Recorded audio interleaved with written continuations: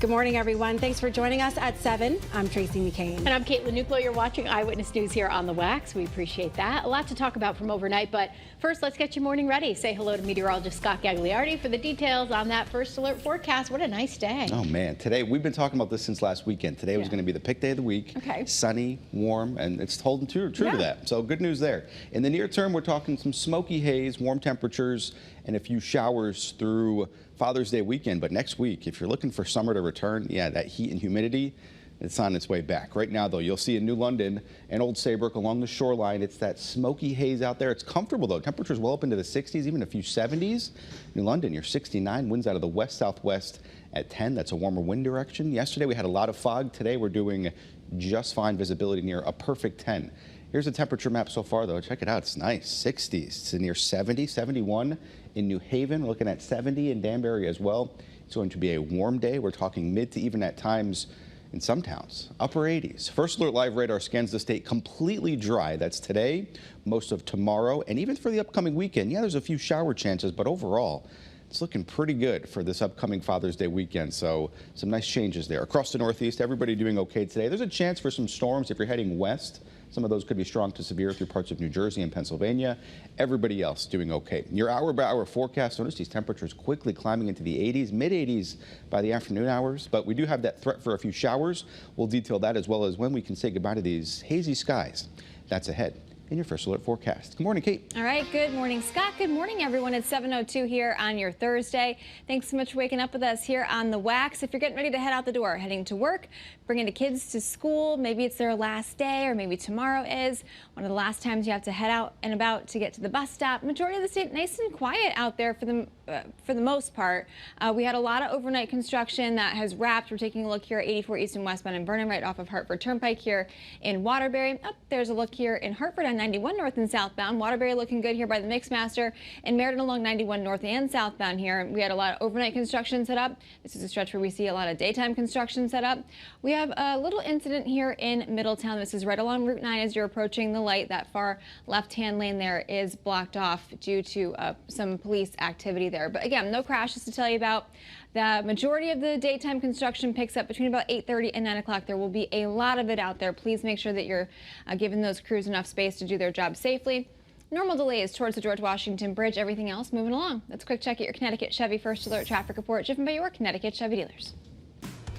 Now to breaking news. Overnight, a passenger plane has crashed in India. The Associated Press reporting 244 people were on board. You can see here this insane video. Local TV channels capturing all that smoke billowing from a neighborhood right near an apartment, and on the ground you can see the aftermath. No word yet on the number of injuries, deaths, or survivors. This morning, protests against federal immigration enforcement raids continue in our state and across the country. Advocates say they're holding a rally in New Haven, and they did so yesterday as well. Yeah, that's when we heard from a 13-year-old girl who watched ICE agents take her mom away on their drive to school. Your reporter Roger Susannon shares her story from the New Haven Green. Good morning. This young lady says right now her family is essentially being torn apart by this very emotional situation. She says that her mom is currently being detained by ICE agents out of state, and now she is lending her voice to the chorus of protesters here in Connecticut demanding a change in policies regarding immigration and deportations. Now, yesterday there was a protest here that teenager took part in downtown New Haven. The demonstrators are demanding that ICE agents leave our state and stop deporting undocumented immigrants. The demonstrators say the recent arrests are not only unjust, they're also illegal, although the Trump administration strongly pushes back on that claim. Yesterday, the teen told the crowd that ICE agents swooped in and arrested her mom as she was dropping her children off at school. And New Haven's police chief backs up that claim. He says the woman was boxed in by agents and arrested in front of her 8-year-old and 13-year-old children. And she had an upcoming court date for 2 misdemeanor charges following a conflict with another woman. Yesterday, one of her daughters called the current immigration policies inhumane. And there could be many more protests here in New Haven and beyond regarding immigration. In fact, on Saturday at 1 p.m., there will be a rally on the town green as part of the nationwide No Kings rallies. Reporting in New Haven, I'm your reporter Roger Susannon, Channel 3 Eyewitness News. And we're also hearing this morning from a New Haven man who spent some time in ICE custody. Saif Khan came to the U.S. 14 years ago to study at Yale. He was expelled from school, lost his student visa after a classmate accused him of sexual assault, but he was later acquitted of those charges. When he petitioned to continue his asylum last month, he was arrested by plainclothes officers and spent almost 3 weeks in facilities in Massachusetts and Pennsylvania, where he described difficult living conditions. We were shackled the whole time, and so we had to, do this penguin walk in chains. We were at their mercy, and so they would always just make the stance aggressive, just coming at you as if they were going to beat you. Worried about being detained again, but is trying to believe in the legal system. New this morning, multiple U.S. officials say Israel is ready to launch an operation into Iran, which could escalate tensions there in the Middle East. The U.S. is concerned that Iran could retaliate by attacking American sites neighboring Iraq. The White House is now pulling people from the U.S. embassy there.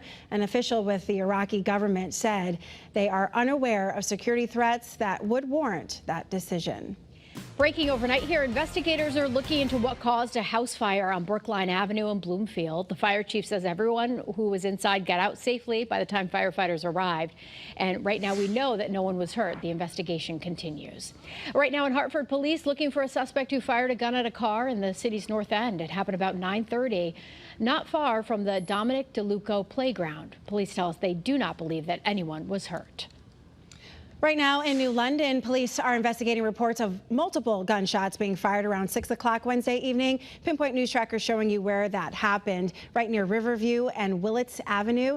No word yet on any injuries or if police have made any arrests. This morning, a North Haven man is now facing a negligent homicide charge for allegedly hitting and killing a teenager who was riding on his bike in East Haven. This happened 2 years ago. Police say the suspect was speeding at the time. He turned himself in yesterday and is due in court later this month. This morning, a scary encounter for a woman at a South Windsor gas station. Police say a man tried to take a photo or video of the woman without her permission.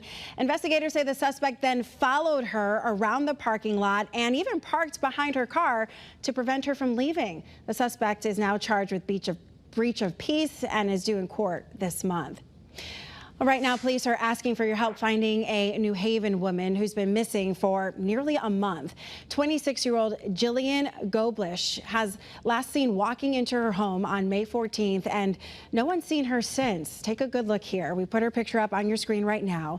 Police say she has a dragon tattoo on her leg and a hummingbird tattoo on her wrist and might even have a stuffed animal with her. If you see this woman or have any information that can help police find her, call police right away. The New Milford Board of Finance is meeting tonight to finalize the town's mill rate after voters approved both the town and school budgets for next year. More than 70% of voters were in favor of the spending plans, which restored cuts that the Board of Finance made to the mayor's original proposal. A number of parents and school staff protested the cuts, which would have led to dozens of layoffs and the potential loss of educational programs. Well, with many schools out for summer or getting ready to get out, expected temperatures in the 80s today, it makes it a great day to head to the beach with the kids. But several popular ones and some swimming areas too are closed right now because of elevated bacteria levels. So your reporter Marcy Jones has more from West Haven with what you need to know.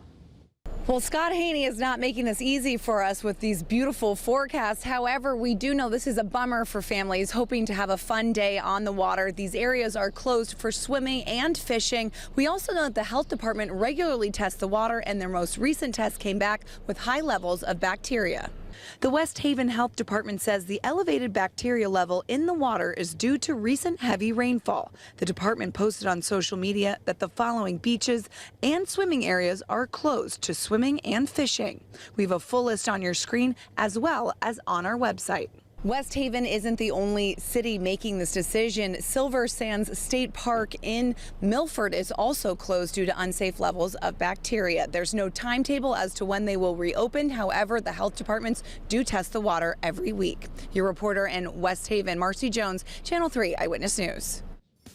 As we get another check of your first alert forecast, water temperature out in Long Island Sound, for me, way too cold anyway, so I wouldn't be getting in that water. Only in the mid 60s, very chilly stuff. Plenty of work to do to get me in the water anyway. A live look outside in Windsor Locks. Notice there's a lot of haze out there, still looking at that smoke from that Canadian, all of the Canadian wildfires. You can see on the near surface smoke map, you can see those yellow shadings depicting some of that smoke, and it sticks with us even through today, even a little bit more farther towards the north through parts of Massachusetts and Boston, and even sticks around even throughout our Friday. You notice throughout the evening and afternoon hours, still looking at some of that haze out there. Air quality, not great, but not terrible, just moderate for most of Connecticut and most of the Northeast. But we do have some showers on the way. We'll detail exactly when you can expect those, as well as a nice big warm up on the way. That's ahead in your full First Alert forecast. Tracy? All right, Scott, thanks.